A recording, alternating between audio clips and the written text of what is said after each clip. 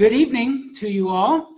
Thank you so much for joining me for part 2 of our webinar on Aquinas' 5 ways and answering atheism.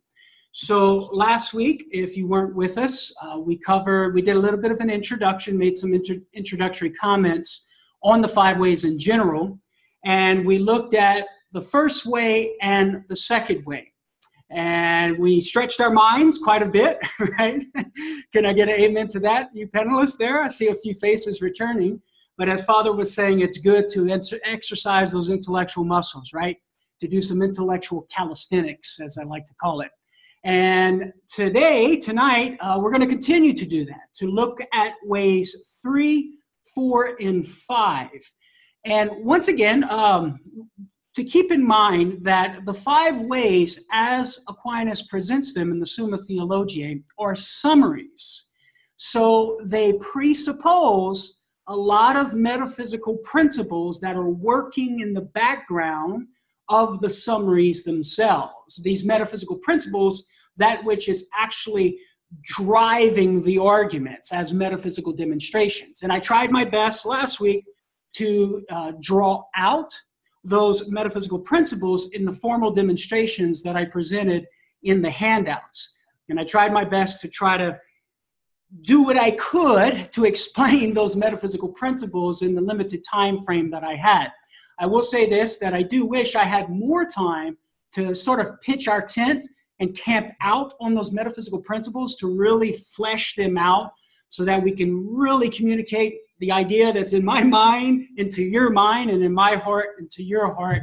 But unfortunately, just given the circumstances of these webinars, we just don't have that time to really camp out. So it's a blessing of social media that we have these videos archived, I assume, right, Andy? They will be archived, along with the handouts so that you can go back over them over and over again, and it will assimilate the material into your own thought process so that it can become one with you, so that it becomes your own language, because it is a new language to speak of potency and act and essence and existence and substance and accidents and per-accidents and per se and all of that stuff, right?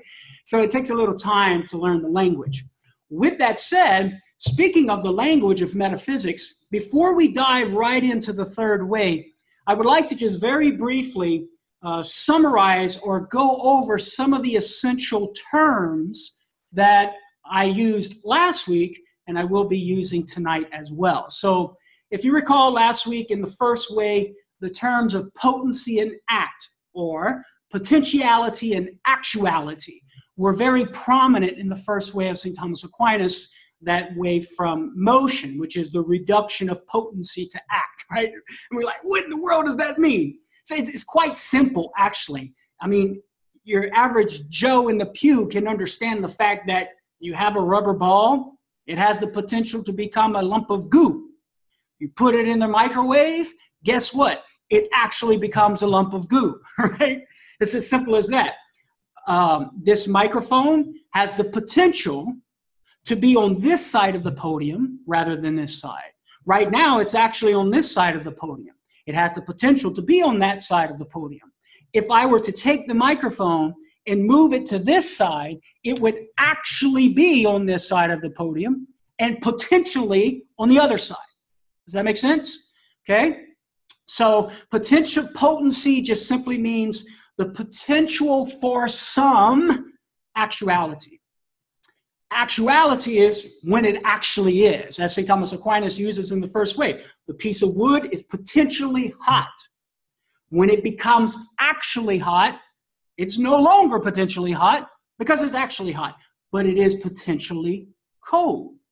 So that's potency, act, potentiality, actuality. And as we said, motion is the process of that potential being actualized, the progressive actualization of the potential.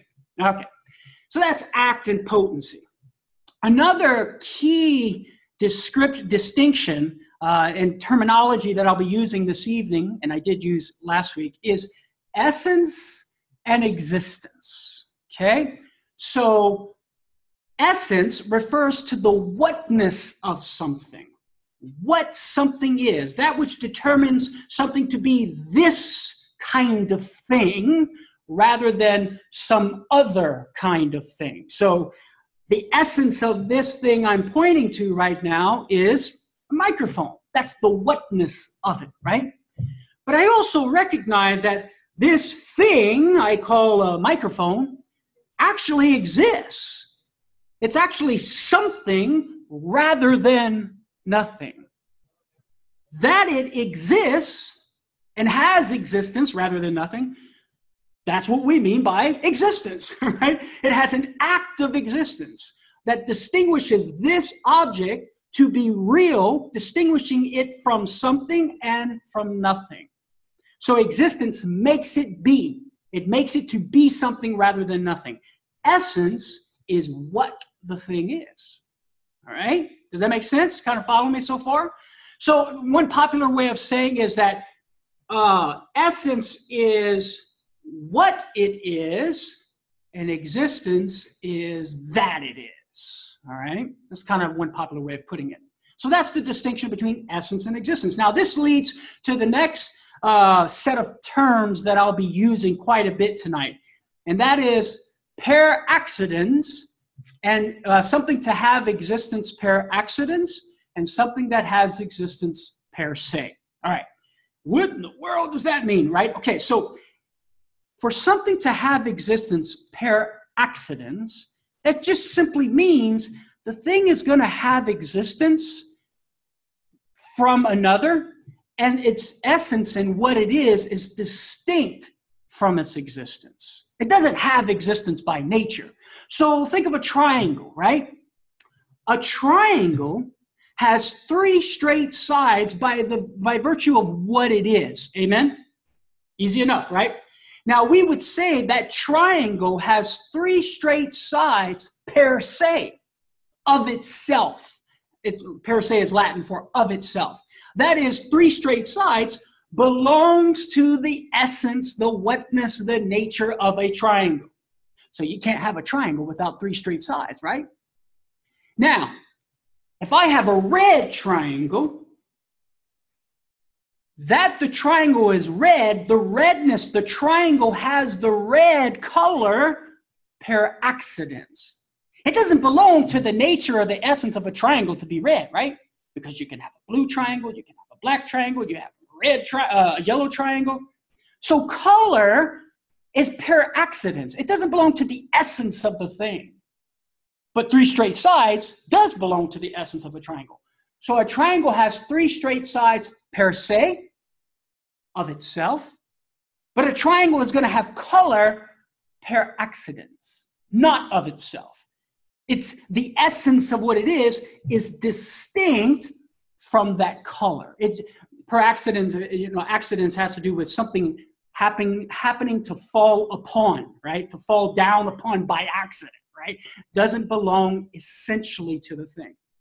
So when I speak in the remaining ways of 3, 4, and 5, when I speak of something, when Aquinas speaks of something as having existence per se, that means the thing would have existence of its very nature. That its nature would be to be.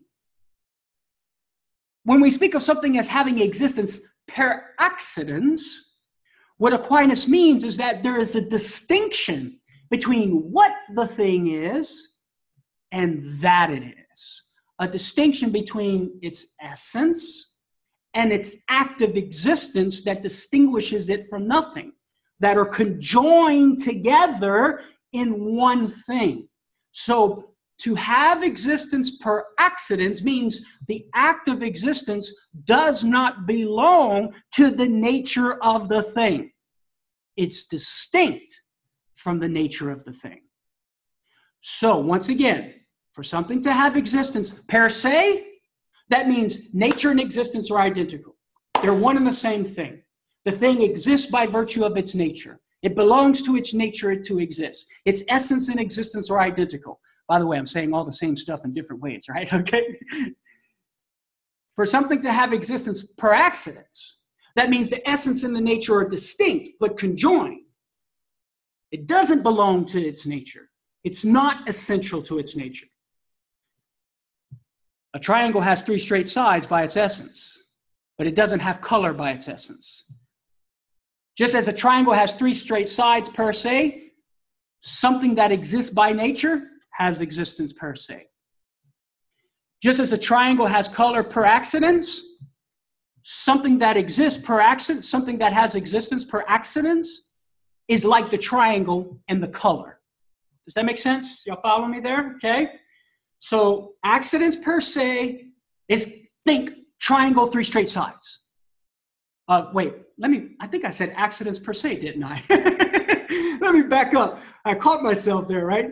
Existence per se for a thing is like triangle having three straight sides. Think of that analogy, right? Existence per accidens, think triangle being red. Doesn't belong to its nature. Does that help? All right. So these are some very important terms as we go through the remaining ways, and they're also important for ways 1 and 2. So let's dive right in, lest I run out of time. We'll see.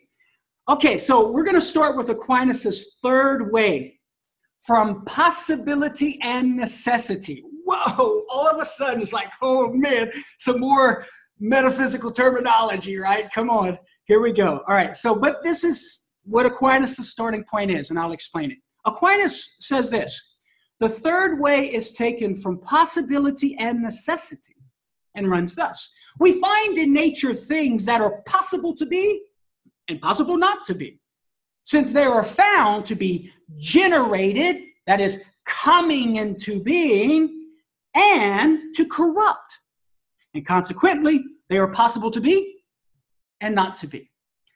So what does Aquinas mean? What is Aquinas thinking in his mind when he speaks of a possible being and a necessary being? Now, let me start off by saying what he is not referring to. Some Thomistic scholars will say that when Aquinas speaks of a possible being, he's referring to that type of being that doesn't have existence by nature, that its essence and existence are distinct, and that a necessary being automatically is a being whose essence and existence are identical, and that would be God, basically. But Aquinas' understanding of a possible being and a necessary being is actually more nuanced than that. Here's what he means by a possible being.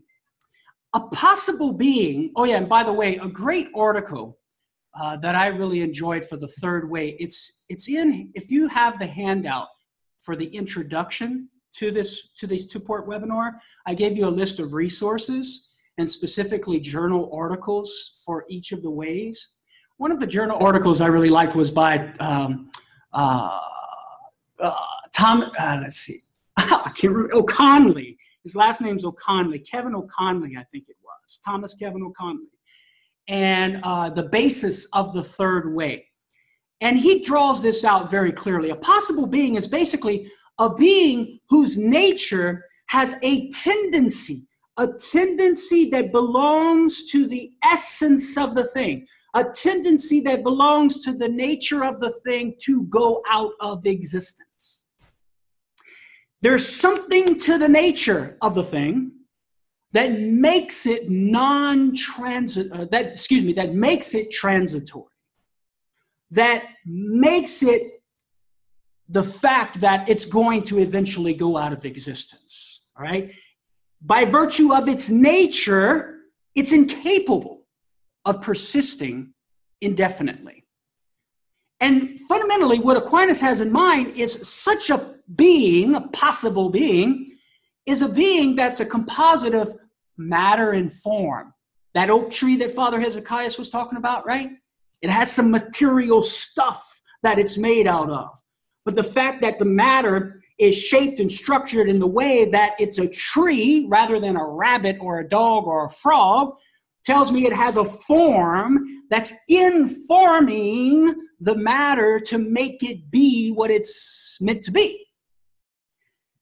But anything that has a form-matter composite, anything that is a form-matter composite, by virtue of its very nature, it's subject to corrupting.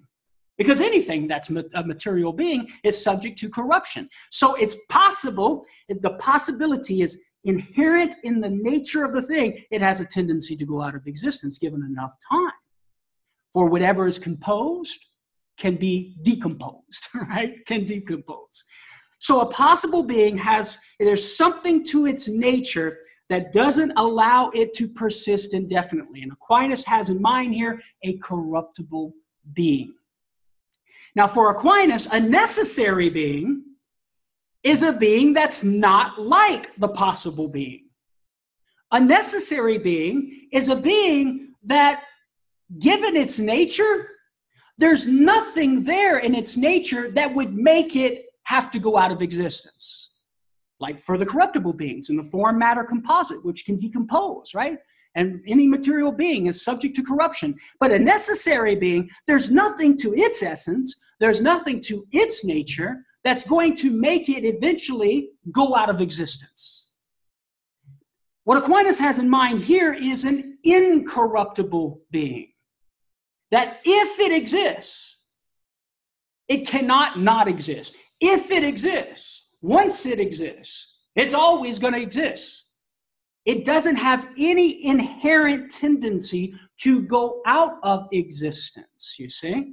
Because it belongs to its very nature to not go out of existence, if it in fact does exist. And for Aquinas, this sort of necessary being could be a being that receives existence from outside of itself, and that would be what we commonly refer to as a creature, right? Something that is dependent upon God. Or a necessary being, and that type of being, that necessary being would be like an angel, an incorruptible being, an incorporeal being. Or the necessary being could have existence by its very nature. Think triangle having three straight sides. A necessary being can have existence by its nature. If it's not received from anything outside of itself, it's going to exist by its very essence, right? Its essence and existence are going to be identical if it is existence itself. But it's possible for a necessary being to also receive existence from something else. And in as much as it exists, it doesn't have a tendency to go out of existence. It's incorruptible. So this is what Aquinas means by possible being, think corruptible being, has a tendency by virtue of its nature to go out of existence. Necessary being is an incorruptible being, a being whose nature does not have a tendency to go out of existence.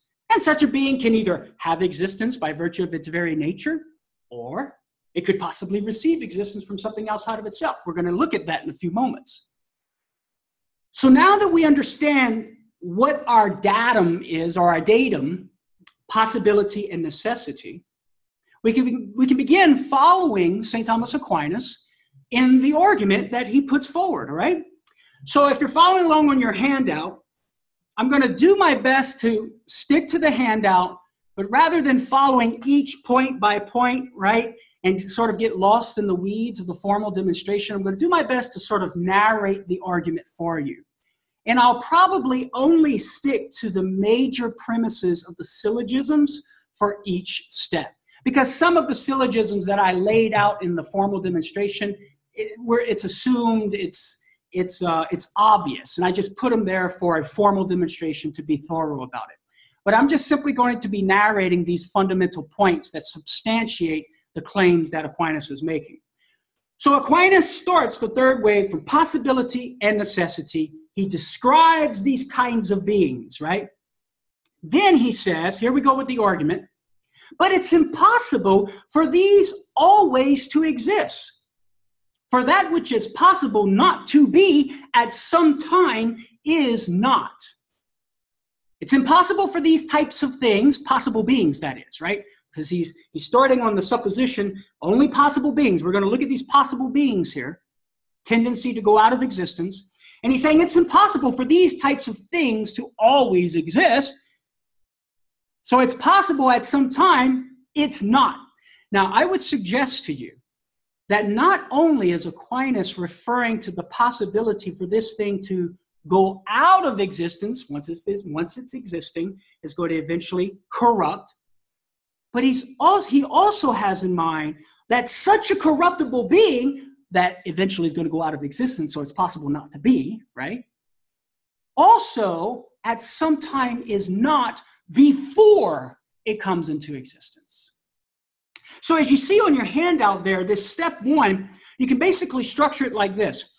A corruptible being is either generated or not generated. What do I mean by that? A corruptible being, I have this corruptible being, the flower outside eventually is going to wither, especially at my house because we don't water our flowers very often, right? Okay? So the flower outside is a corruptible being. It's eventually going to have non-being after it exists. It's going to go out of existence. But a corruptible being either has a beginning and it's generated and comes into existence, right? Or it's ungenerated. That is to say, it's always been existing for an infinite amount of time. Now, I'm going to argue that such a corruptible being, the flower outside, inasmuch as it has a tendency to go out of existence, a corruptible being must be generated. That is to say, non-being must precede its being. A corruptible being cannot be an ungenerated being. In other words, the flower couldn't have existed for an infinite amount of time prior to today. That's premise 2 in the argument. So a corruptible being is either generated or ungenerated. And I'm going to say not ungenerated. So therefore, a corruptible being must be generated. And that tells us that a corruptible being is possible not to be in the future as it corrupts and goes into non-existence, right? And also in the past, that non-being precedes its existence now. So the question is, well, why would a corruptible being have to be generated? Why can't a corruptible being be ungenerated? And this is basically premise 2 of step 1 there in the argument. And basically, here's the bottom line. Here's the gist of it. Think of it like this. I have this corruptible being, the flower, and let's say it's ungenerated. Let's say it's always been existing for an infinite amount of time prior to today. Now, inasmuch as it has always existed, it's able to always exist. This is a principle in philosophy. From the is of what is, we're able to deduce the can. From is to can. Something that has always existed for an infinite amount of time can exist for an infinite amount of time. Because think about it. If it couldn't exist for an infinite amount of time, would it have existed for an infinite amount of time? No, of course not. So that it has always existed for an infinite amount of time, we're able to conclude and deduce from that it's able to exist for an infinite amount of time. It has the ability to exist at every moment in time, right? Okay, now think about this. Let me ask you this. Does a corruptible being, remember the flower, it's eventually going to go into non-existence, right? Is a corruptible being able to exist for an infinite amount of time? Is a corruptible being able to exist at every moment in time? No, because we know the corruptible being eventually is going to go out of existence and not exist at a moment in time. It doesn't have that ability to exist at every moment of time. So to postulate a corruptible being to be ungenerated is actually to say a corruptible being is corruptible in as much as the flower is going to go out of existence, and at the same time not corruptible or incorruptible, because if it's ungenerated, that means it's able to exist at every moment in time. So to postulate a corruptible being as being ungenerated is to postulate an incoherent proposition. A corruptible being can be corruptible and incorruptible in the same respect at the same place and time, which obviously violates the principle of non-contradiction. So everything I just said in a narrative form is right there as a formal demonstration under step 1. A corruptible being is either generated or ungenerated. I'm arguing that a corruptible being cannot be ungenerated, and so therefore a corruptible being is generated, which means a corruptible being has non-existence after it exists, in as much as it's going to go out of existence, and non-being before it exists, inasmuch as it has been generated. Follow me so far? So you got corruptible being, non-being after, non-being before it exists. And that's going to be key for the next step, all right? So we move to step 2. And here's what Aquinas was saying. Here's what Aquinas says. Therefore, if everything were a possible being, if everything is possible not to be, then at one time there could have been nothing in existence. Think about that. Okay, so freeze frame. And all that exists in all of reality are corruptible beings. Corruptible beings, beings which have non-being after they exist, non-being before they exist. And that's all that we have on supposition. That's all we have in our freeze frame. If everything that exists is a possible being, then Aquinas is arguing that at some time in the past, there would have been absolutely nothing. And then, of course, you can start reasoning of why that would be absurd, right? But why is it the case? Why is it the case that Aquinas can say, if everything in existence were possible beings? Remember, our supposition, no necessary being, no being that must always exist if it exists, only possible beings. Then it's possible that at some point in the past there was absolutely nothing.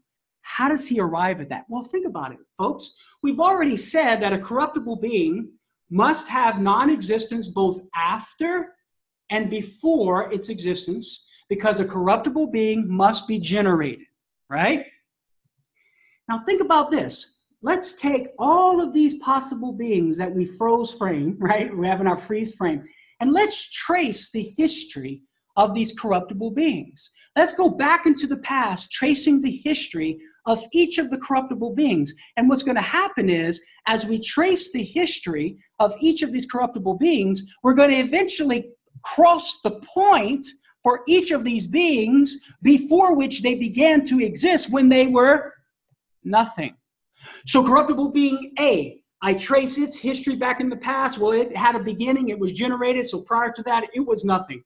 And maybe B is older, corruptible being B is older than corruptible being A, right? And I'm tracing its history back into the past. And I come to that point before it existed, and it was nothing. And corruptible being C is even older, and I trace its history back into the past. I come to that point before it began to exist when it was nothing. And then finally, I come to corruptible being D, which is the oldest of the group, or maybe there's some other corruptible beings that started or were generated at the same time as D. And I come to that point before which D, or those corruptible beings that began to exist at the same time, were nothing. And so what do I have? What am I left with? Absolutely nothing, because remember, on supposition, we're only considering corruptible beings existing. On supposition, because somebody might say, well, maybe Carlo, when D was generated, because remember, if something is generated, it can only be generated from something else. So maybe when D was generated, there wasn't really absolutely nothing before D, because there was something else in an infinite duration of generation and corruption. But check this out. On Aquinas' supposition, there can be no infinite duration of generation and corruption. Why? Because on supposition, there's no necessary being. There's no being that always exists. And in order to have an infinite duration of generation and corruption, you're going to have something that always exists to account for that infinite duration. So what Aquinas is showing is that on supposition that only possible beings exist, only corruptible beings exist, and we trace the history of each of those corruptible beings, at some point in the past, we're going to come to a point before the last or the first corruptible being that it was non-existent. It was nothing. And so this is why Aquinas will say, if all beings existing right now were possible beings, then at some time in the past, there would have been absolutely nothing. And this is Aquinas granting, he's trying to show that on the atheistic position, because remember, the atheist is not going to say past time was finite, because if the atheist says past time was finite, well then he's going to be faced with a creator, right? He doesn't want to do that. So what Aquinas is saying is basically, listen, Mr. Atheist friend of mine, if you want to postulate an infinite duration of generation and corruption, you're going to have a necessary being. And that's what he's trying to show. If there were no necessary being in all of reality, well, then eventually we would come to a point as we trace the history of each corruptible being back into the past, we would come to that point before which that first corruptible being or a multitude of corruptible beings created at the same time or came into existence at the same time, a point before that generation where there was absolutely nothing. So you're either going to be faced with a finitude of past time, right, with this last corruptible being before which it was nothing, or you're going to be faced with an infinite duration of generation and corruption, in which case you're going to need a necessary being to account for it. And that's Aquinas' whole point, to arrive at at least one necessary being that exists. So, in summary, if all beings existing right now are corruptible / possible beings, then at some time in the past, there would have been absolutely nothing. But obviously, there is something right now, right? On supposition, all beings are existing right now, and so therefore, on supposition, there can be it cannot be the case that there was absolutely nothing. So if all beings existing right now were corruptible beings, then at some time in the past, there was absolutely nothing. On supposition, hey, we're granting this, the supposed scenario that all are corruptible beings. So in that scenario, there was absolutely nothing in the past. But now we come to step 3. Well, wait a minute. If there was absolutely nothing in the past, well, then there would be nothing now, right?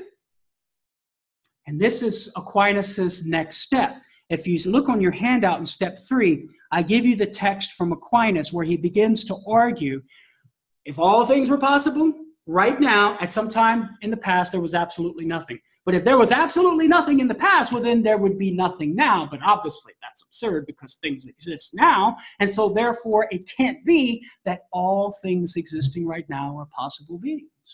There must exist at least one necessary being. And basically, what Aquinas tries to do in this step is to give a little brief argument that, okay, let's grant it there was absolutely nothing in the past. And so he's arguing you can't get something from sheer nothingness, right? I mean, if that was the case, man, I would be a rich son of a gun because those $100 bills would be popping into my wallet from sheer nothingness, right? In experience, we intuitively recognize that's absurd for something to come from sheer nothingness. But we can actually rationally defend this principle of sufficient reason and this principle of causality, which is connected to the principle of sufficient reason. But fundamentally, we can give a rational defense of why something cannot come from sheer nothingness, because some will even acknowledge, some atheists out there will go so far as to deny the principle of sufficient reason and say, okay, sure, there was absolutely nothing, and we just got something from sheer nothingness, and it's just a brute fact. But in the handout, I give you a validation, right, of the claim. I show you that if at some time in the past there was absolutely nothing, then there would be nothing now, because you can't get something from sheer nothingness. And so I give that formal demonstration to you in the handout. But you get the point. If all corruptible beings, then at some time in the past, absolutely nothing. If at some time in the past, absolutely nothing, then there would be nothing now. But there is something now, right? And so therefore, it cannot be that at some time in the past, there was absolutely nothing. And therefore, it can't be that all things existing now are corruptible beings. There must exist at least one being that always exists, having no tendency to go out of existence, always existing, right? A necessary being that doesn't have anything to its nature to make it go out of existence. And in Aquinas' mind, such a being, such an eternal being, such a necessary being is what's necessary to account for generation and corruption. So now that he's arrived at least one necessary being, he asks this question. But every necessary thing either has its necessity caused by another or not. So he's basically asking, okay, this necessary being that we arrived at so far, that must exist in order to account for generation and corruption, that necessary being is either going to be caused by something else outside of itself, in which case it would be receiving existence, or it's not caused. So let's look at that. So here on the handout, we're on step 4, and we're kind of starting with P9 here. So this necessary being, call it necessary being A. It either has its necessity, necessary being A has its necessity either caused or not caused.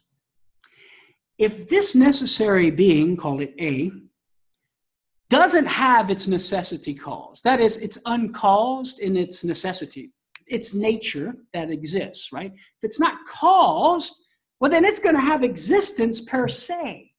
It's going to have existence by its very nature. Now, why is that? Well, think about this. If this necessary being were to receive its existence from something else, well, then this necessary being would be receiving its nature, its necessity that belongs to its nature, from something else as well. Not only would its active existence, that distinguishes it from nothing, be received from something else, but its very nature and the necessity that belongs to it would be received or caused by something else as well. It wouldn't be just existing by itself or of itself. It would have its existence from something else. But on supposition, remember, Aquinas is saying here on supposition, this necessary being A, supposedly, possibly, is not caused in its necessity. So if it's not caused in its necessity, well, then it's going to have existence per se. It's going to exist of its very nature.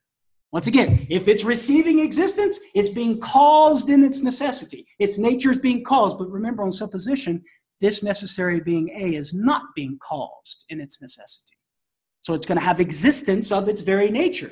Its nature and being is going to be identical. Its essence and existence, its nature and the act of existence is going to be identical. It's going to have it of its very nature. And my friends, that's God. So this necessary being A that Aquinas arrives at, if it's not caused, then it's God. But if this necessary being, we call it A, necessary being A, if its necessity is caused by another, well, then guess what? It's going to have existence per accidens. Its existence is going to be distinct from its nature. It's not going to have existence per se. How do we know that? Well, if it doesn't have existence per accidens, if its essence and existence are not distinct, well, then its essence and existence are going to be identical. It's going to have existence per se. But if it had existence per se, and it didn't receive it from anything else, well, then it would have its necessity by virtue of existing. And if it has existence by its very nature, it necessarily exists, not receiving existence from anything else, well, then it's going to have its nature by virtue of the fact that it exists. Its nature and the necessity that belongs to its nature is going to be identical to the act of existence that's making it something rather than nothing. So if this necessary being is not per accidens, doesn't have existence per accidens, it's going to have existence per se. If it has existence per se, it doesn't have to receive its necessity. Its necessity is not going to be caused by something else. But on supposition, Aquinas is hypothesizing, well, this necessary being A does or is caused by something else. And so therefore it's going to have existence per accidens. And if it has existence per accidens, well, then at every moment it exists.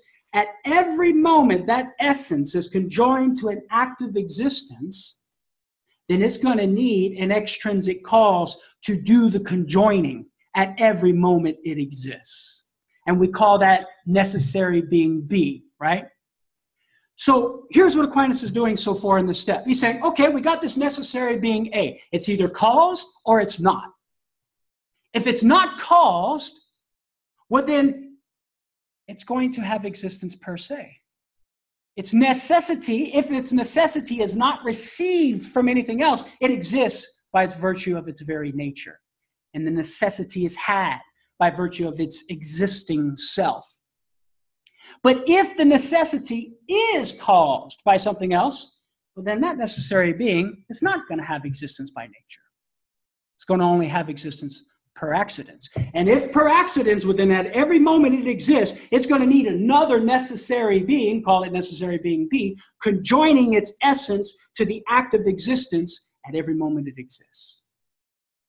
And so now what Aquinas wants to do in step 5 is he's going to ask the question, can this series, necessary being A, right here and right now, having its essence and existence conjoined together by necessary being B, can this series of necessary beings extend to infinity? In other words, what Aquinas is asking, can this series of necessary beings, can it exist without a necessary being that has existence per se? We already said necessary being A, if it's caused by another, it has existence per accidens, right? And then we say necessary being B is the one causing necessary being A to exist. But let's say necessary being B also has existence per accidens, not per se. Remember, existence is not going to belong to its nature, like the red doesn't belong to the triangle's essence. Can this series of necessary beings exist without a necessary being that has existence per se? And Aquinas is going to answer no. Why? Because think about it. If no necessary being has existence per se, then no necessary being has existence by virtue of its very nature, right? Okay, that's what we mean here. But if no necessary being has existence by its nature, well, then there would be no source from which each of the necessary beings could receive their existence. Think about it. Necessary being A. Does it have existence by nature? No, because remember, on supposition, it has it per accidens, right? Its essence is not identical to its existence. Well, what about necessary being B? Well, we hypothesize that perhaps it's being caused too by necessary being C, in which case necessary being B has existence per accidens, so it doesn't have existence by nature. So if no necessary being in the series has existence by nature, well then there would be no source from which each of these necessary beings could receive their existence. And if there's no source from which each of these necessary beings could receive their existence, well then no necessary being in the series would exist. And if no necessary being in the series would exist, well then necessary being A, the one that we arrived at in the first part of the proof, wouldn't exist. But we know necessary being A must exist in order to account for the generation and the corruption that we observe in the sensible world. Therefore, the necessary beings in the series, necessary being B, must exist. And therefore, there must be a source from which these necessary beings in the series are receiving their existence. And therefore, there must exist at least one necessary being that has existence per se, in order to account for the fact that these other necessary beings in the series have existence. So this is why Aquinas will say that the series of necessary beings that are caused by other necessary beings right here and right now cannot extend infinitely. It cannot exist without a necessary being that has existence per se. And my dear friends, that being, so it's either the case, necessary being A, either that necessary being that accounts for generation and corruption, right? Either that necessary being has existence per se and thus is God, or the series of necessary beings exists, you know, the series of necessary beings that are caused by other necessary beings, right? the series of necessary beings must exist with a necessary being that has existence per se, a being of which essence and existence are identical, at least one, and that's what we call God. All right, so we're going to pick up now what Aquinas' fourth way, from perfection or gradations of perfection, or you might even say gradations of being, degrees of being, okay? And so Aquinas starts out, the fourth way is taken from the gradation to be found in things. Among beings, there are some more and some less good, true, noble, and the like. So what is Aquinas talking about here? Well, what Aquinas is using as his starting point or the datum of the fourth way, or what we call in philosophy the transcendentals, right? We're looking at being, and being refers to something that is rather than it being nothing, right?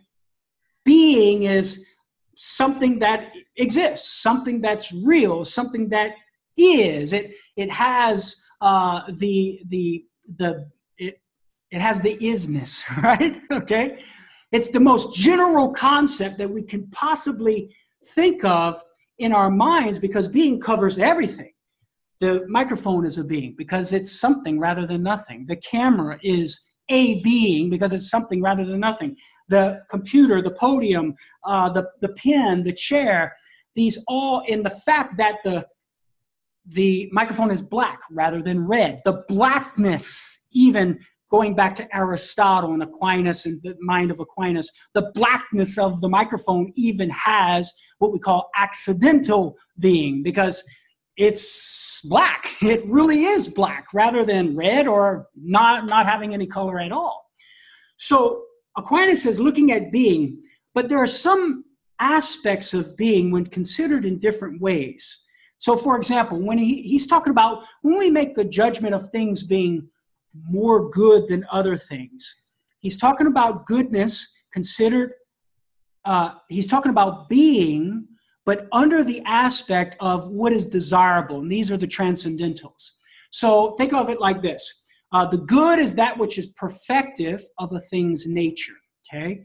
So anything that's going to perfect my nature, I have a desire for it because all things, as Aquinas says, desire their own perfection. So the good is that which is going to be perfective of my nature. That which is perfective of my nature is that which is going to fulfill me, help me to fully actualize my nature, to be fully a human being, okay? So now, if all things desire their own perfection, and that which perfects a thing's nature is good, then all things desire goodness. All things desire the good. But something can be good for a thing to fully actualize itself inasmuch as it has being, inasmuch as it exists. So for Aquinas, following from Aristotle, inasmuch as something has being and exists, it's desirable in some way. It can be desirable by something for its very own perfection. So for Aquinas, whatever is in some way good. There is a connection and a convertibility between being and goodness. The same thing, like for goodness, is the same thing for truth. Truth is being considered inasmuch as it has something to it that can be known by an intellect. There's something to the being, that which exists, that has intelligibility that can conform to the mind. Something there in existence, distinct from nothing, that can be known by an intellect. So truth is being inasmuch as it's considered as its relationship to the intellect. The good is something, being, inasmuch as it relates to that which is desired, inasmuch as it relates to an appetite or something desiring that being for its own perfection. So for Aquinas, you have being, and then it has, when it's considered under certain relationships, it has these different aspects we can consider it as. Being as known, that's true. It's called ontological truth in philosophy. being as desired, I desire that being for my own perfection, that's goodness. So these are the transcendentals, and there's one something thing, but we don't have time for those others. But here's the gist of the starting point. There are gradations in these transcendentals. So even being itself, for Aquinas, he would say the substance of the microphone itself, has more being than the blackness that inheres in the microphone, right? Because the microphone exists as a being in a way that the blackness does not. The blackness can't exist like blackness floating around here, right? The blackness has to exist in the microphone. But yet the microphone can exist right here.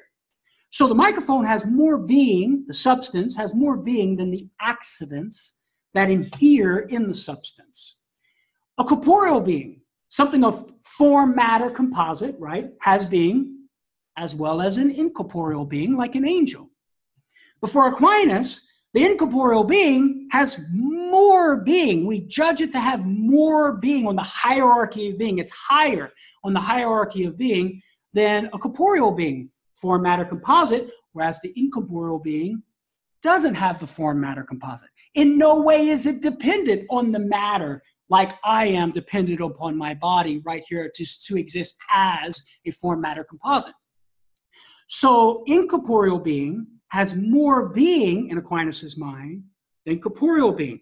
Take, for example, the creature, myself. I have being. I exist. I am distinct from nothing. God, we say, is being, right? So we take being, we ascribe it to myself, to you, to any creature. We also ascribe it to God. But notice, there's a difference. For us as creatures, our being is constituted by a distinction of essence and existence, right? Two distinct principles conjoined together. But for God, when we talk about being with reference to God, he is being itself. His nature is being. His nature is to be. His essence and existence are identical. So notice here, there are gradations of being. The being of a substance, the being of accidents in the substance, the being of a corporeal being, the being of an incorporeal being, and there's a gradation there. The being of a creature and God as being, there is gradation there. God is the supreme being. We were limited in our being. And the same thing is true with goodness, right? We do this every single day. We make a judgment. We say, hey, yeah, my dog Fido is more good than the plant outside that withered away and died because I didn't water it, right? My dog Fido is more good than the blade of grass outside that I'm letting die because my sprinklers are broken and I can't fix them. We even make a judgment on rational animals being more good than non-rational animals, right? So we say animal life is more good than vegetative life. We say rational animal life or rationality is more good than animal life. We make these judgments, these comparative judgments of something being more good than another. And the reason why is because notice, a vegetative being, its being, the way in which it exists, it's more limited, right, than a sentient being. A sentient being, an animal, has all of the perfections that the vegetative being has, but it has more perfections, such as self-motion, right? And also sensory powers and sense cognition. But the rational animal, the human being, has everything that those lower beings have, but more intellect and will. So notice when we make comparative judgments of some things being more good than others, we're making this comparative judgment about some things have less being than others, and even more, some things have even more being than others. And the same thing is with truth. Inasmuch as you have a plant, remember, truth is being considered under the aspect as being knowable. Well, you have a plant. There's some stuff to know there, right? But there's more stuff to know about a plant than there is the rock. Inanimate being versus animate being. When you look at an animal, there's more being there to know, more intelligibility to know than the vegetative or the plant. When you look at the human being, there's more being there. It's more being. It's not as limited as the sentient or the non-rational animal and the vegetative being. Human being, there's more being to know. So this is what Aquinas has in mind when he's talking about gradations of being, moving from more limited to less limited being, less perfections of being to more perfections of being, some things being more good than others, some things being more true than others. What he means by that, that there's more and more being to be known. There's the gradation of truth. There's more and more being to be desired. There's the gradations of goodness, okay? Now, this is his starting point. This is the datum. Now, Aquinas' fourth way, you can divide it up into two parts, because in the first part, he's going to say, when we make these comparative judgments of more and less, it's implying some maximum standard. And then in part two, he's going to say that this maximum standard is the supreme efficient cause, not caused by anything else, of all of the being of the things that are graded more good than another, more true than another. Now, I have to admit that in my research, this is one of the hardest proofs that you can go through to try to figure out what Aquinas is saying. Because in the first part, it seems that his argument is merely dialectical, that is, not a metaphysical demonstration. But in the second part, it seems to be a metaphysical demonstration, because some Thomistic scholars, they'll take that part one and they'll say, okay, we judge a more and a less when we come to this maximum being, and the maximum being is that efficient cause. And they employ this metaphysical demonstration that I'm going to propose in part two, but they use it to try and explain part one. But it's very difficult to make the metaphysical demonstration of part two fit Thomas's text in part one. So there's one article that I read, and I have it in the introduction handout listed there in the resources. And unfortunately, I can't remember the name of the article, but it's by Lauer, an author, L-A-U-E-R, and you can check it there in the introductory handout. And Sister Lauer, that is. And Sister proposes that in the first part, it's more dialectical to sort of get the intellect reasoning along these lines. And then in the second part, Aquinas is offering a metaphysical demonstration. So this is the only way that I've come to intellectual satisfaction to approach and tackle the fourth way. There may be some Thomistic scholars out there that could totally enlighten me on this and show how the first part is a metaphysical demonstration and how it's distinct from the second part. And I'd be more than happy to consider that. But this is where I'm at so far, so I'll propose it to you. Okay. On your handout, we're in part one of the argument. There are two ways we could go about doing this. Consider this. Remember, for Aquinas, he's making these judgments. He's saying we make these judgments of things being more good than others, right? So we say that the animal is more good than the plant. The plant is more good than the rock. The human being, the rational animal, is more good, is better than all of the other ones, right? But notice that when we're making these comparative judgments, we're going from more limitation of being, to less and less and less limitation of being. Inanimate objects, the rock outside, is more limited in its way of existing than the plant outside. And the plant, in its way of existing, is more limited than sentient beings, and my dog Fido. And Fido has more being than the animal, than the plant and the rock, but it doesn't have quite as much as the human being. There's more intelligibility in the human being. There's not as many limitations in its activity, in its way of existing, than it is for Fido.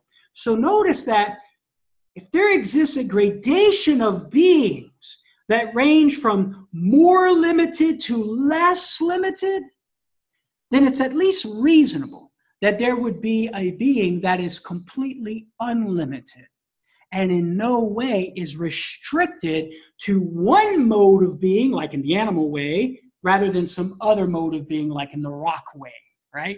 But a being that would be totally unlimited, not restricted to any one of these ways of being, totally outside of all of these restricted modes of being, but would be unlimited. Absolutely not restricted.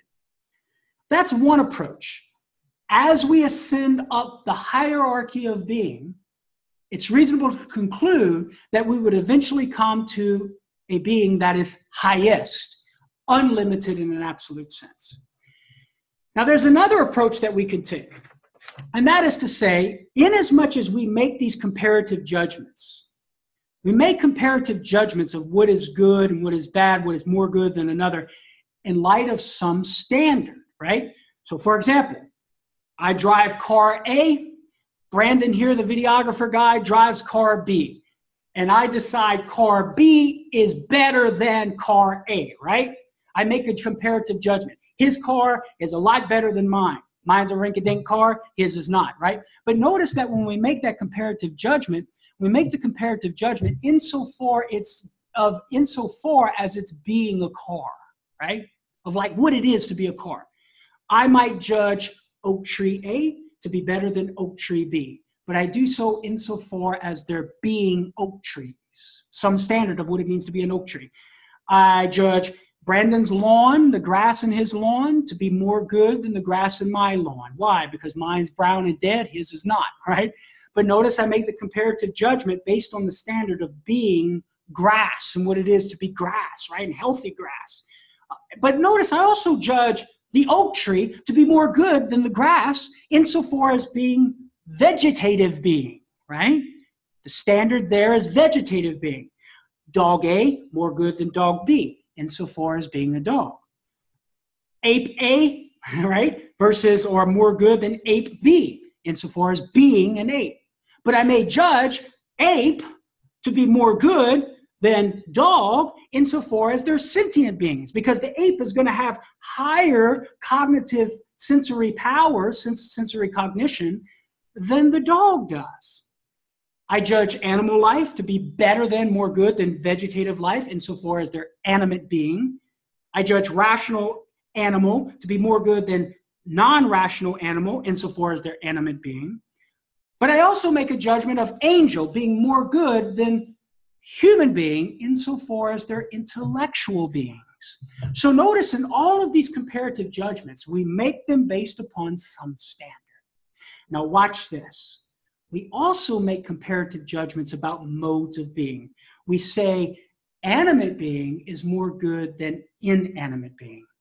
But notice when we make that judgment, we judge insofar as they are being. Not being in this way or being in that way, but insofar as they're being. So an animate being is more good than inanimate being insofar as being itself. And we would say in philosophy, being qua being. Being insofar as it's being. We make a judgment. We say sentient being is more good than vegetative being. Animal more good than plant. But insofar as they're being. Why? Because the vegetative being is more limited than the sentient being. But we would also make a comparative judgment of intellectual being, human beings, angels, to be more good than non-intellectual being, namely animals, plants, right? Rocks, okay?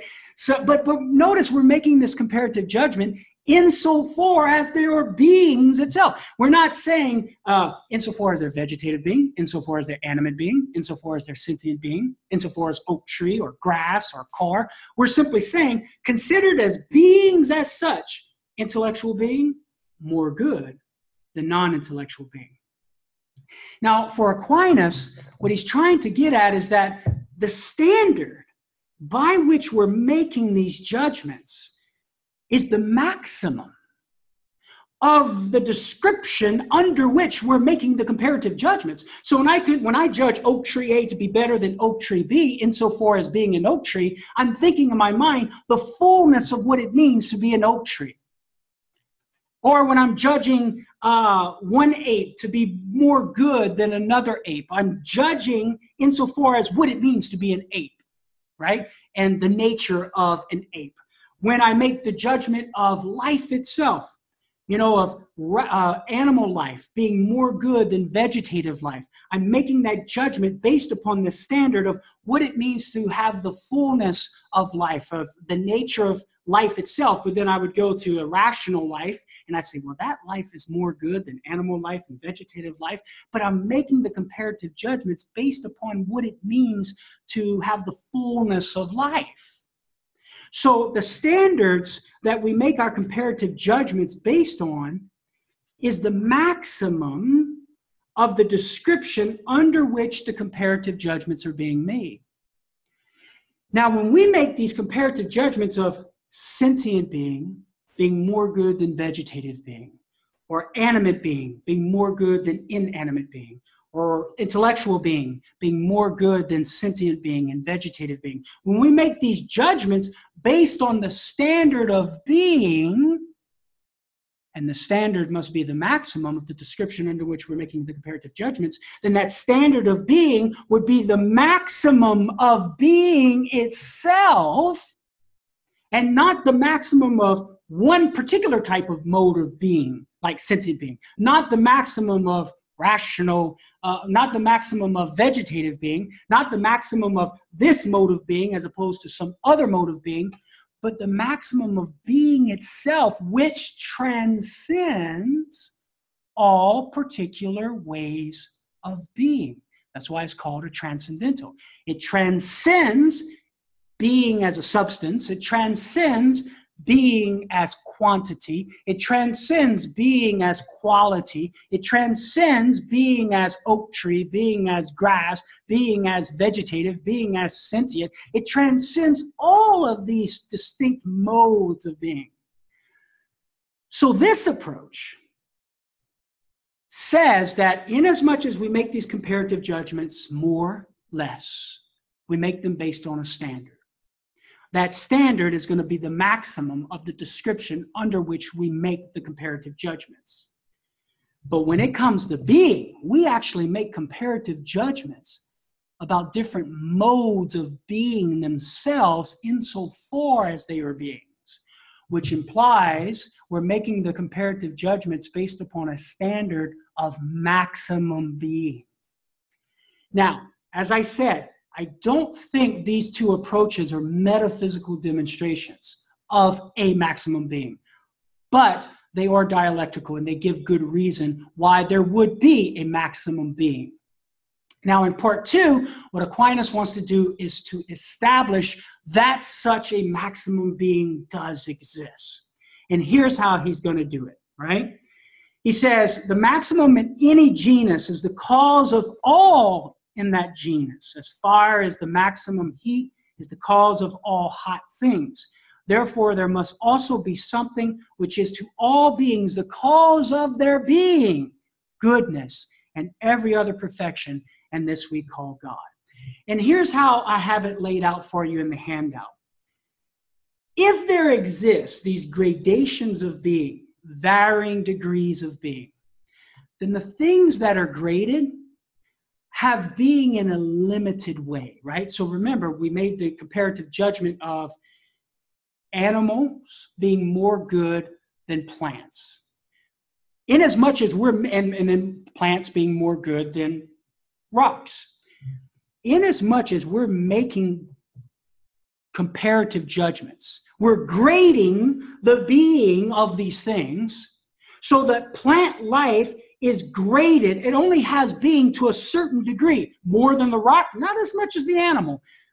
Inasmuch as we make these gradations, we grade these beings by varying degrees, we know that that being is going to be limited in its being, right? It exists in this way, not that way, and not in a higher way, such as the animal way or the rational way.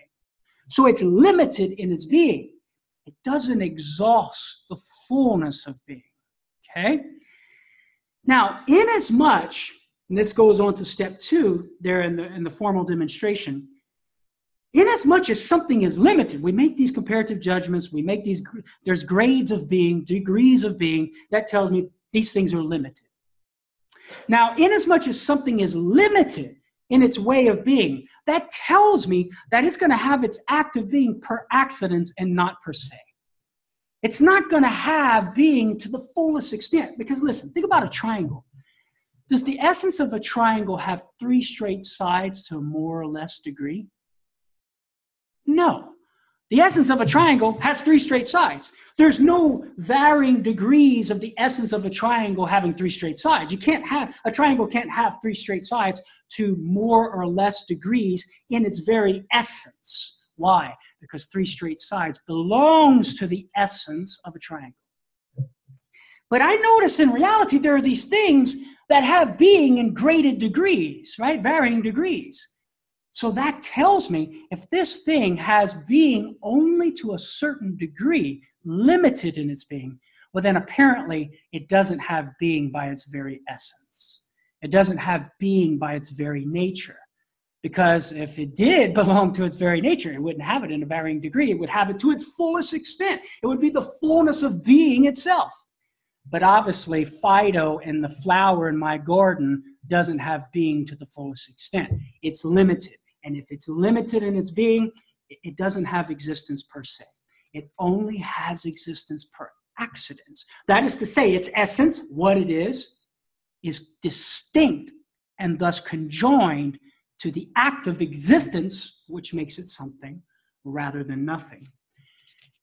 So we see gradations of being. If gradations of being, then they're limited in being. If they're limited in being, then I know for sure they don't have being per se. They only have being per accidents. Now, whatever has being per accidents, whatever thing of which its essence, its nature, and the act of being that makes the nature something rather than nothing, whatever has being per accidents, its nature and its act of being are going to be distinct and thus need to be conjoined together at every moment it has being, at every moment it exists, by some outside cause, right?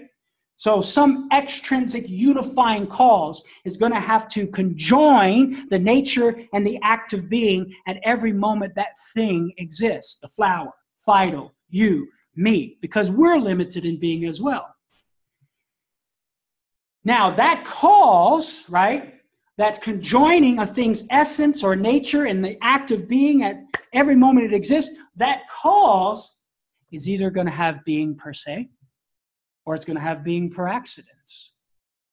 Now, if that cause has being per accidents, like the flower, like Fido, like you and me, which are graded in being, which vary in degrees of being, if that cause that's doing the conjoining in and of itself has existence or being per accidents, well then it too is going to need a cause to conjoin its nature and its active being at every moment it exists while it's conjoining the nature and the active being of the flower, of you and me, of Fido, and every other thing in the sensory world that's graded in being or has perfection of being to varying degrees.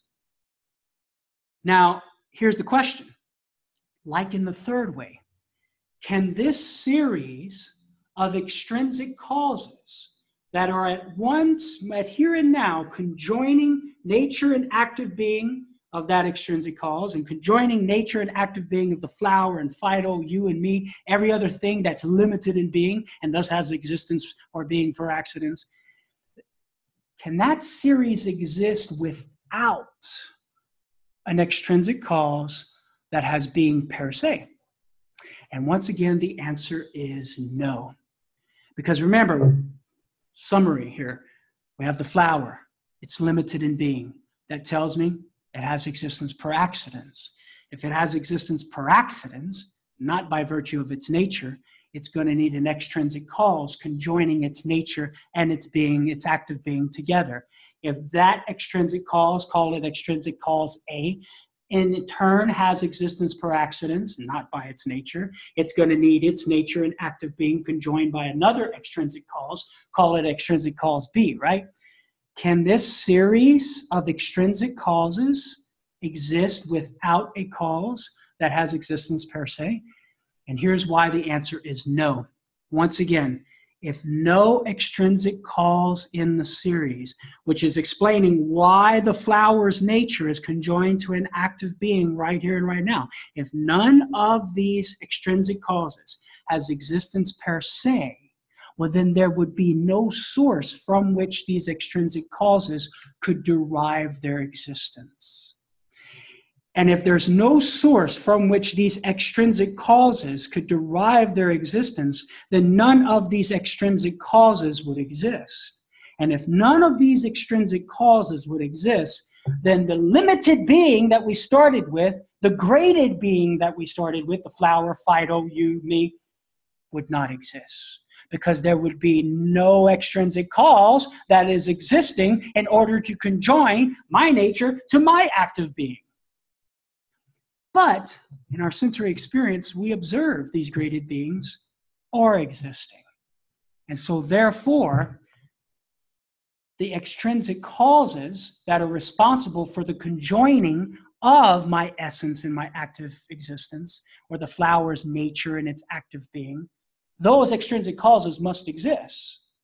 And if those extrinsic causes must exist, well then that series of extrinsic causes must exist with at least one extrinsic cause that has existence per se, from which the series of extrinsic causes can derive their existence, which enables them to be operating in such a way that the conjoining of the nature and an active being right here and right now for Fido, for the flower, for you and me.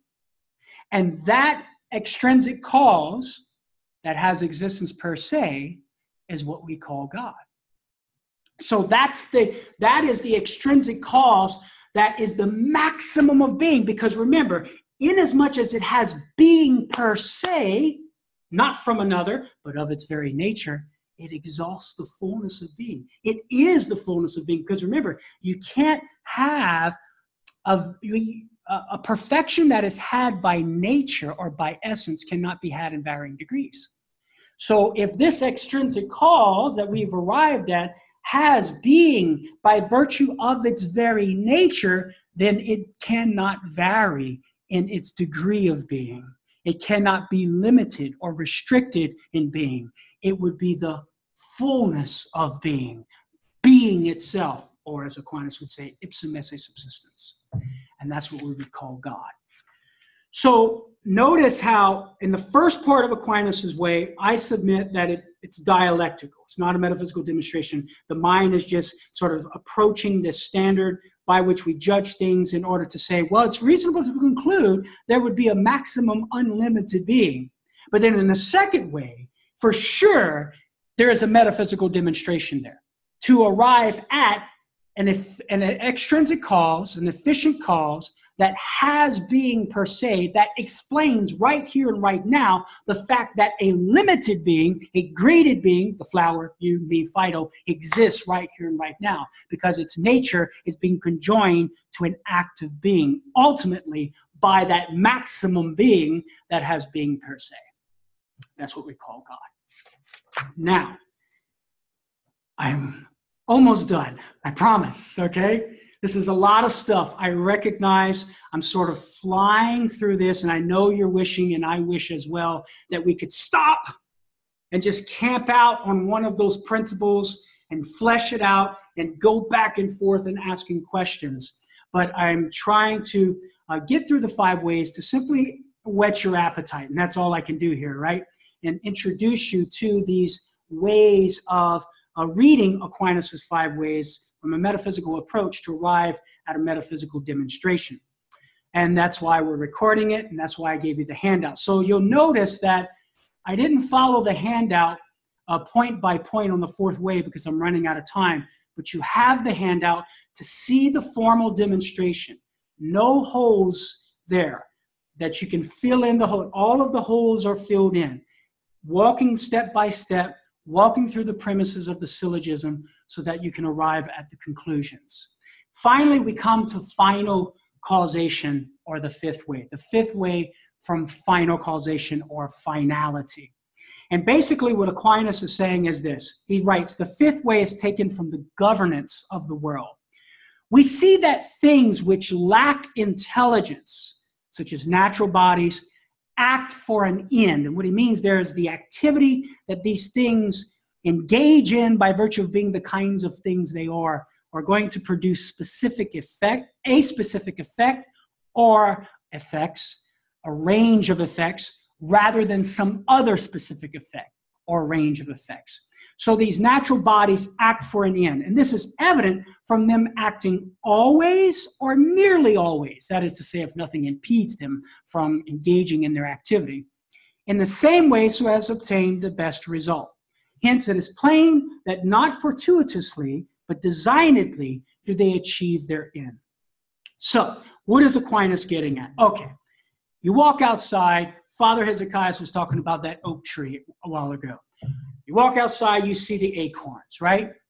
We know that the acorn's activity regularly leads to it becoming an oak tree rather than a banana tree, right? Simple enough. The phosphorus in the head of a match regularly generates flame and heat when it's struck, rather than ice and coldness and the smell of a rose, right? Has a specific, the activity leads to a specific effect or a range of effects, rather than some other effect or a range of effects. The activity of a heart regularly pumps blood and doesn't see. The activity of plants regularly takes in water and nutrients and exhibits growth patterns, and it doesn't talk, right? Now notice, we make sense of this regularity of things, activity producing certain effects. We make sense of that by saying, well, yeah, because in each of these cases, each thing has an inherent goal directedness, or what we would say in philosophy, an intrinsic teleology, coming from the Greek telos, which means end or goal. We say that these things, it's characteristic of the thing and its activity. It's characteristic of an acorn and its activity to eventually lead to an oak tree. It's inherent in the thing. It belongs to its very nature, flowing from the kind of thing it is. When it acts, the activity that flows from its nature eventually leads to a specific effect.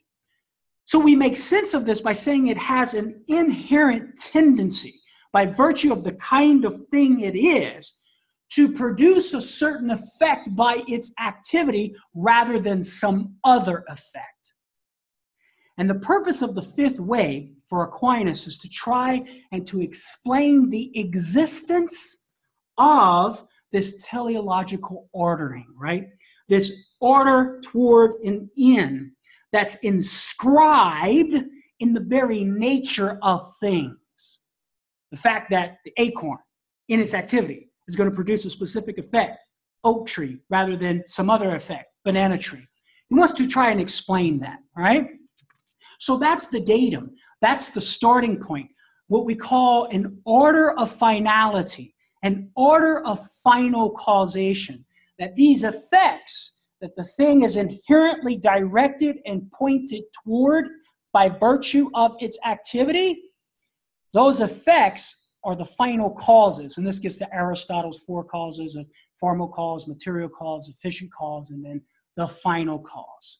So because I'm running out of time here, we have to sort of go through it. And so what is, because I want to get to your questions, what is Aquinas saying? So first of all, he says, and I'm in step one here in the demonstration, whatever unintelligent being, the activity of which regularly produces a specific effect, has an inherent tendency or determination to produce that effect by its activity. Does that make sense? Okay.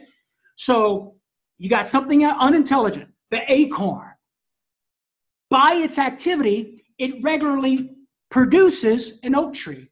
And what Aquinas is saying is that that acorn has an inherent tendency built into the very nature itself, that when it starts doing what an acorn does by virtue of its activity, it's going to produce a specific effect, the oak tree, not some other effect, a banana tree. And then, of course, that's on supposition that there's nothing impeding the activity of the acorn, you know, because you might have something come and the acorn dies or doesn't get the water and the nutrients that it needs. It doesn't seed nice into the ground, and so it's not going to produce.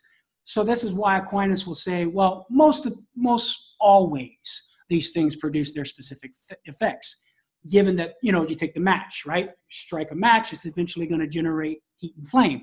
If you stick it in some water, well, then obviously it's not going to generate the specific effect by its activity. So this is what Aquinas is saying. Unintelligent being regularly produces a specific effect. That means it's going to have an inherent tendency by virtue of its nature to produce that effect. All right. And you might ask, well, how do you know, Carlo, that if something regularly produces an effect, that it has an inherent tendency to produce an effect? And I give you the formal demonstration in your handout there. Step 2.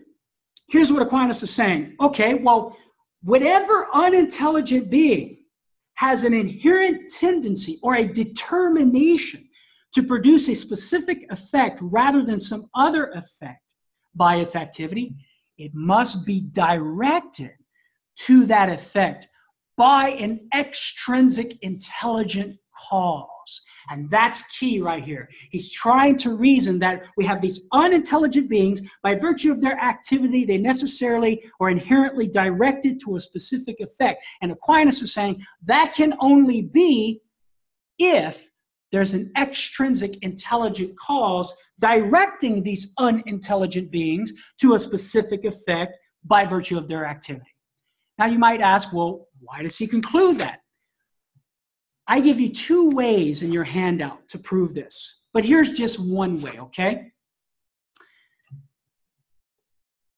Whenever you establish a means to an end, that necessarily presupposes intelligence. So, for example, think about this. When there's a relationship between a means and an end, it necessarily presupposes intelligence. Think about this. Let's say you have a tower that gets knocked over by the wind.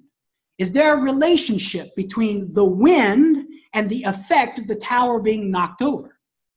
No, there's no intrinsic relationship. We would say it's accidental, right? And so therefore, no intelligence is needed to connect the wind and the tower falling over. That means to an end. There is no means to an end because there's no order. There's no relationship. However, think about this. The builder builds the material or cuts the metal, cuts the material and shapes it in such a way to produce the effect of the tower. Now there is a relationship and an order between a means, the material, and an end or the effect, namely the tower standing. That means to an end relationship presupposes an intelligence. The builder in his mind has to know the nature of metal or whatever material he's using and the nature of the tools that he's going to use to shape the material in order to actualize the foreseen effect or end that he has in his mind, namely the tower standing up. The relationship of a means to an end necessarily presupposes an intelligence. Now, watch this. The inherent tendency that things have to produce a certain effect by virtue of its activity is in relationship of a means to an end. As fire is meant to produce heat, fire produces heat. There is a relationship of a means to an end. The fire inherently is directed to this specific effect, heat, by virtue of its activity. Now, inasmuch as this inherent tendency is a means to an end, inherent in the nature of the thing itself, that presupposes an intelligent cause, right?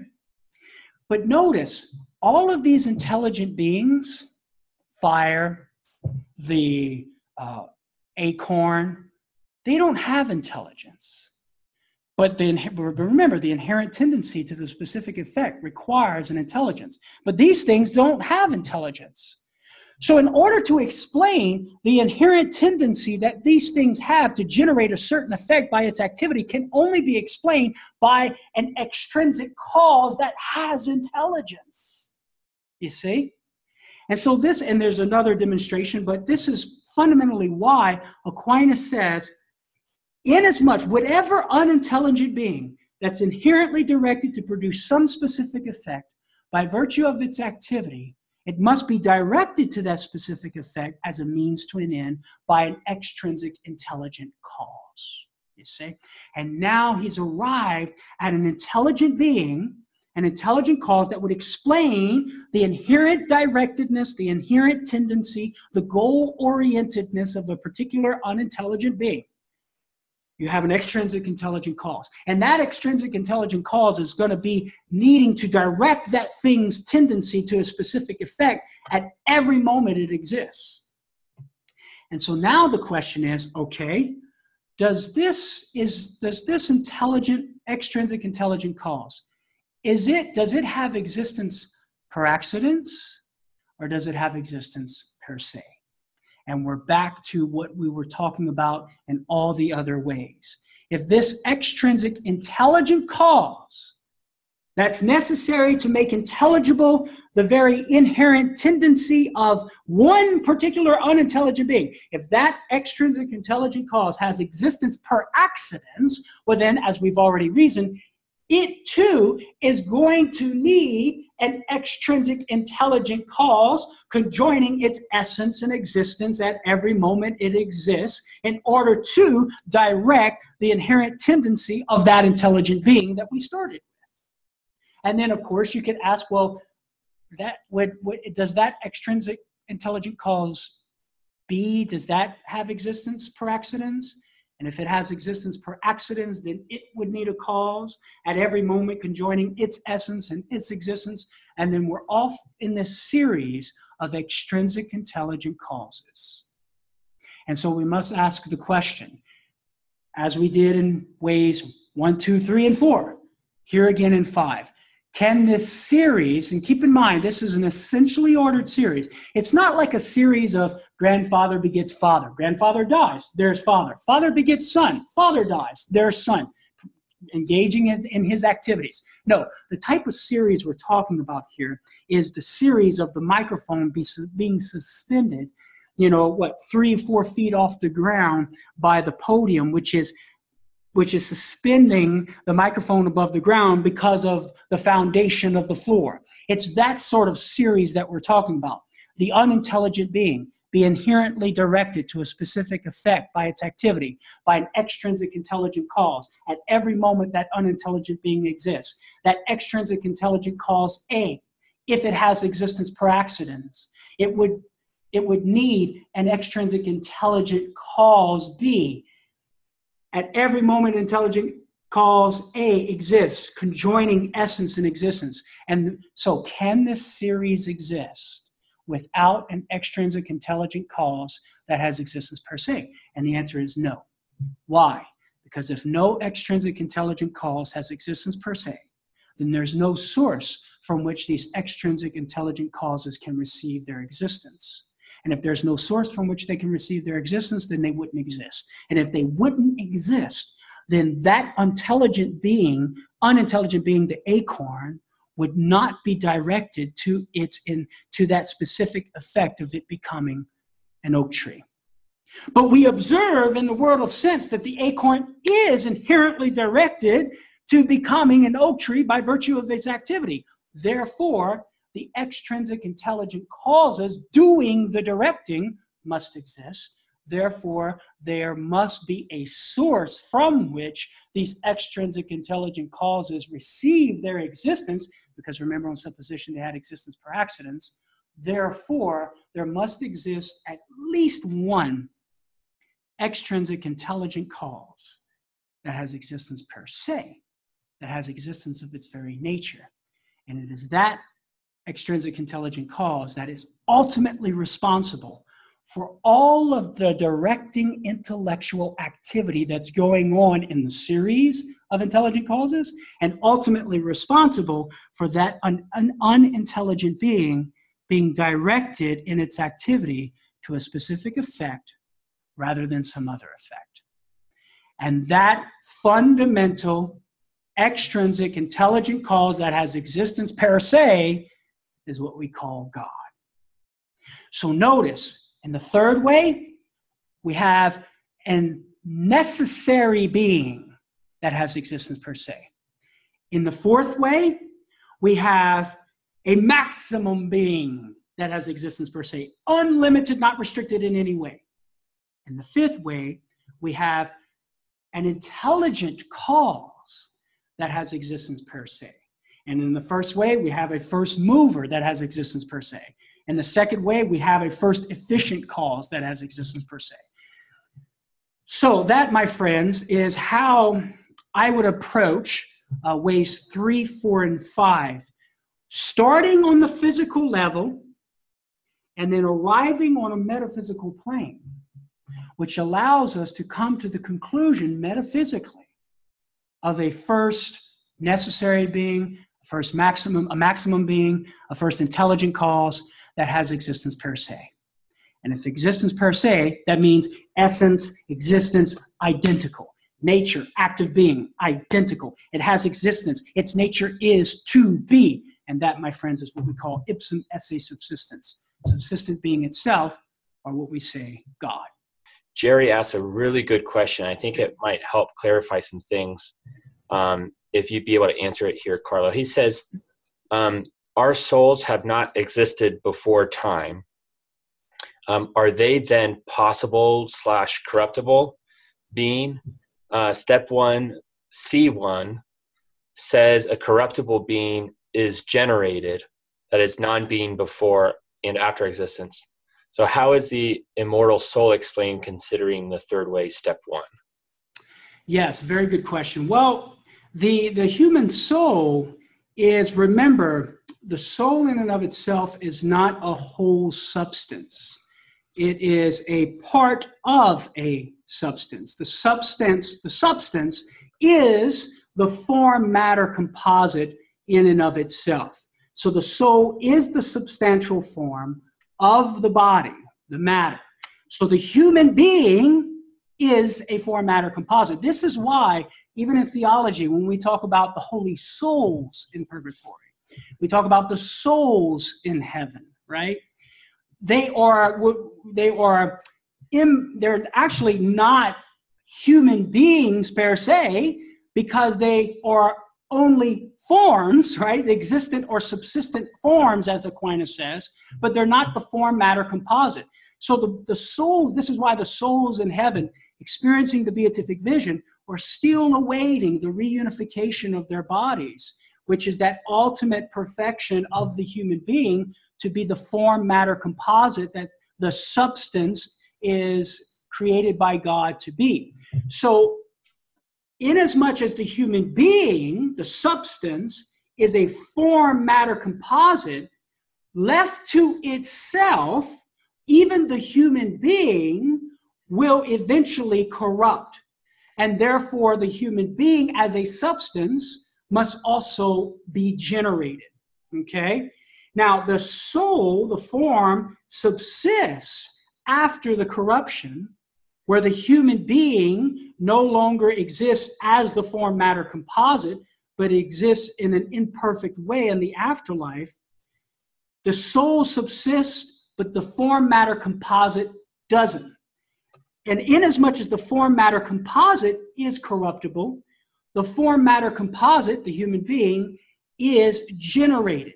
Now, whether or not our souls pre-existed and then God unites to the body, or God creates the soul at the moment that the soul informs the matter, we know theologically from God's revelation that our souls did not pre-exist and that God creates us the moment He informs the matter with the substantial form, namely the soul. But I even think there are good philosophical reasons that we could give that the soul itself, the subsistent form, does not pre-exist the union with the matter, but that comes into existence when the form matter composite begins, because the soul is the form of the matter, the substantial principle that makes the human being a living thing rather than not. So if that's the case, and we can deduce that metaphysically, that the soul is the substantial form of the matter, of the body, making it a living being rather than not, well, then we're able to philosophically conclude that when that substance, that form matter composite, begins to exist as a living thing, so too the substantial form begins to exist as it's informing the matter. So from the moment of conception. So it has to do with understanding the soul as the substantial form in this form matter composite, what we call a hylomorphic view of material reality and material things, including human beings, since we have matter.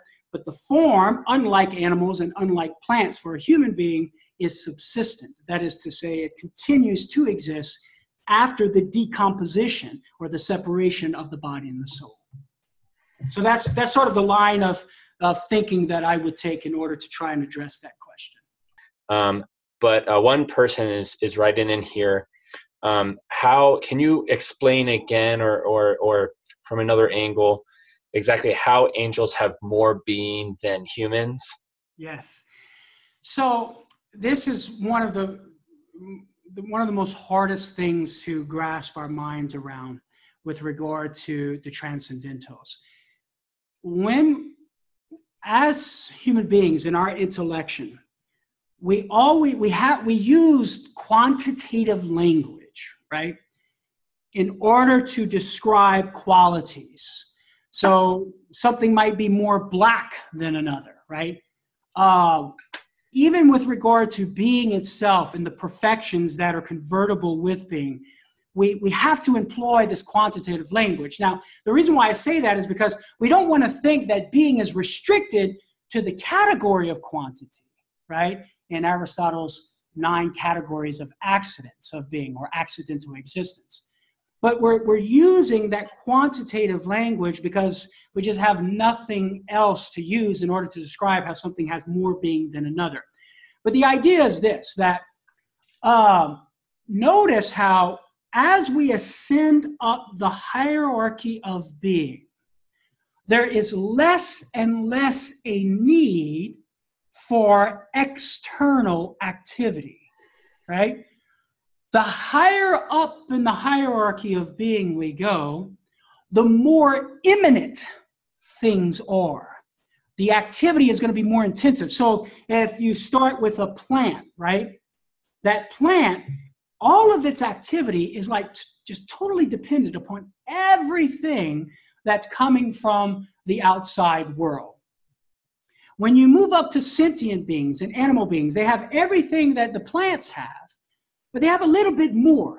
Their activity is a little bit more imminent, inasmuch as animals are able to take in sensory forms. Like an animal doesn't know the intellectual form of a tree, like tree-ness, but the animal is able to cognitively, sensory cognition here, be aware of that thing right there.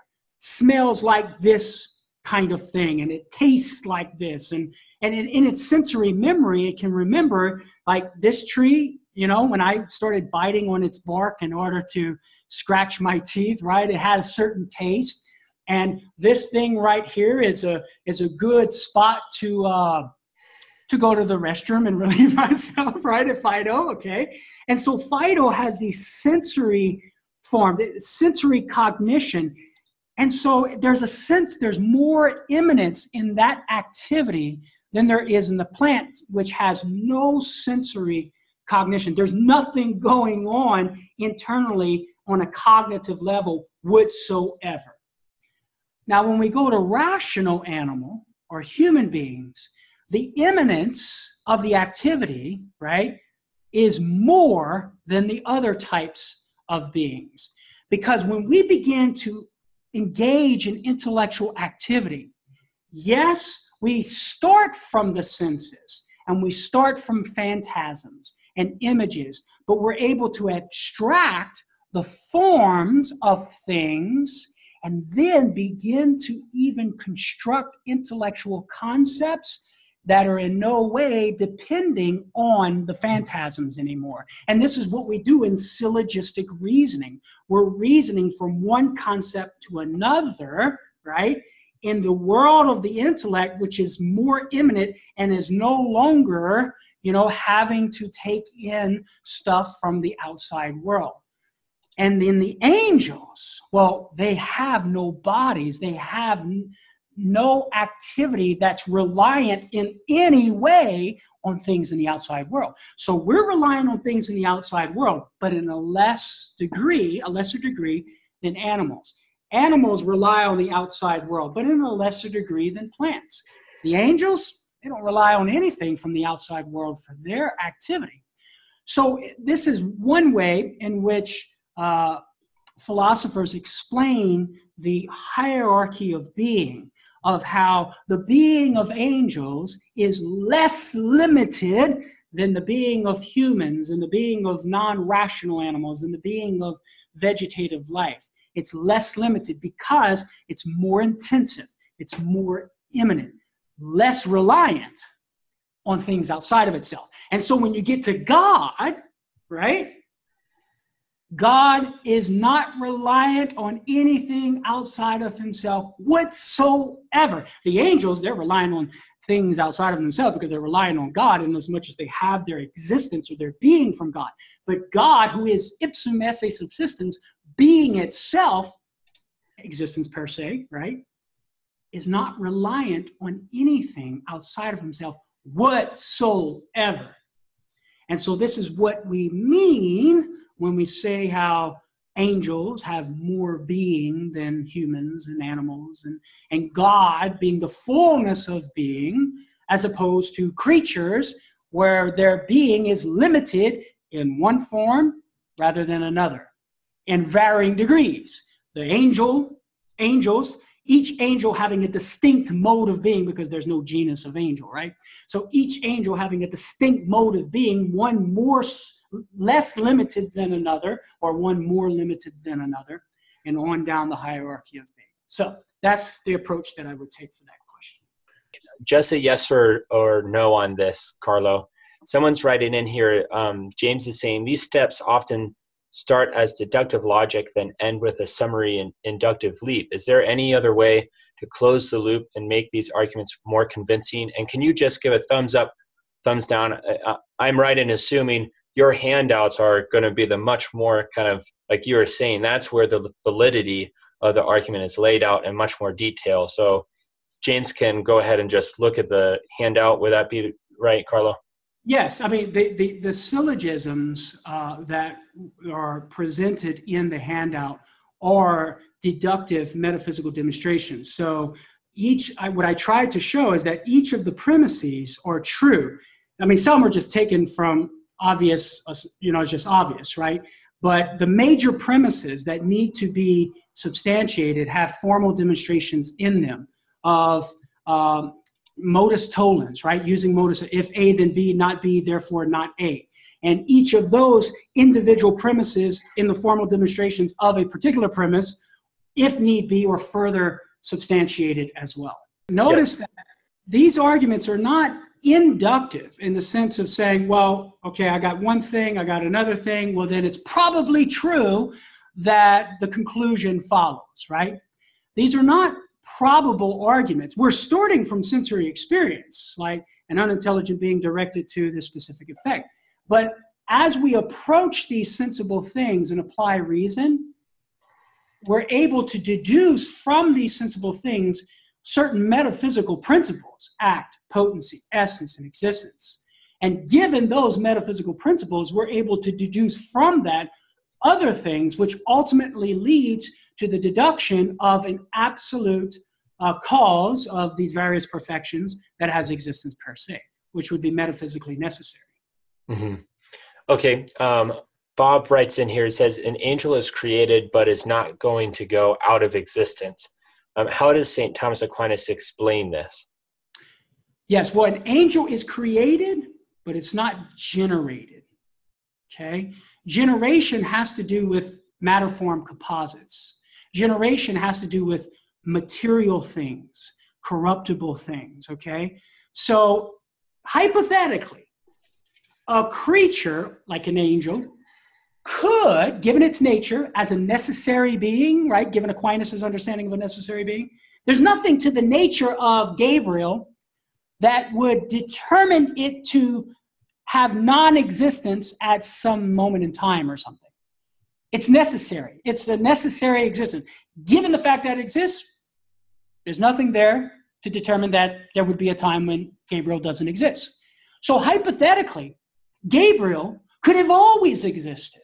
And this is what Aquinas talks about in his work when he is arguing against certain philosophers who would try to argue that you cannot have an infinite past time, on the eternity of the world, Aquinas gives a very persuasive argument that there's nothing to created being that necessitates the created being, such as an angel, have a beginning or be created. Because you could have a necessary being of which essence and existence are for an eternity conjoined by God himself. Just like the lamp that shines light and illuminates the paper, there's nothing in that relationship of effect, illumination of paper, to cause lamp, that necessitates the light began to shine. For an eternity, the light shining could have been illuminating the paper. So too, a necessary being, such as an angel, hypothetically, could have existed without being created, without a beginning, that is to say, right? A necessary being like an angel could have always existed without a beginning and always will exist, but yet still be created inasmuch as its essence and its existence is conjoined for an eternity by God. Now, how do we know that angels had a beginning? And that is through revelation. That's the only way that we can know that. So there's nothing that belongs to the nature of an angel that would necessitate it having a beginning, coming into existence by the creative act of God. It could have always existed. But even then, it would still have its essence and existence conjoined by God, the Creator. Does that make sense? Okay? Yeah. So the idea is, what Aquinas' third way of starting with is generation, which has to do with material beings, beings that have a form and matter composite. Those types of beings have non-being after and have non-being before. But a necessary being, that's not a composite of form and matter, those types of beings don't necessarily have to come into existence. They could always exist, but yet still be sustained in existence by God himself.